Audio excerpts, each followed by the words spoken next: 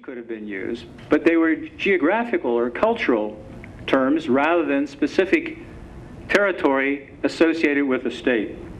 Some of us have learned something about that in respect to Iraq in the last 2 years or so. It is important to see that these Arab states had not existed before the First World War. Their borders were being defined by this process of European colonization. It's not just that they defined them. What I want to emphasize, what's happening in the Middle East is a continuation of the expansion of Europe. It's a continuation of the conflict between European powers as to how to divide up the world and how to control it for its resources and for security arrangements for themselves. The Palestinians vehemently protested what they saw as a double colonization by the British occupying forces and their sponsorship of Zionist colonies intended to lead to a Jewish homeland. Palestinian protests during the British Mandate period led to open rebellion, which was violently suppressed by the British, using laws of collective punishment, which are still employed by the Israelis to control Palestinian uprisings. So here's one of these places where you could get into the language of the academics, post-colonialism. See?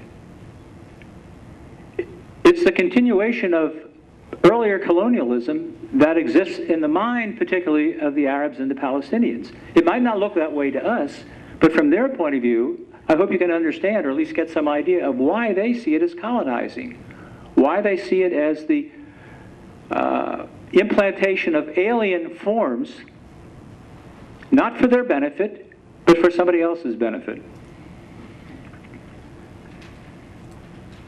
I also think it's important to realize that the collective punishment is used by the Israelis. They've never rescinded these British rules. They've kept them in place so they can have the mask, I use that word too, or the facade of having something legal, and that gives it a kind of legitimacy. A similar thing was done in India too. Have you seen the Gandhi movement? These laws come into existence in order to have order. See, I didn't particularly like your literature's notion of 2 minutes. I knew I should have stuck to this thing. During the Second World War, the British feared the possibility of an Arab alliance with the Germans. They sought to pacify Palestinians' protests by issuing a white paper forbidding further Jewish settlement in the region. That adds to an increasing feeling on the part of many Jews that the British are pulling back from their promises to them. So now there is a war, essentially, going to develop between the occupying British in Palestine and the Jews who want a state.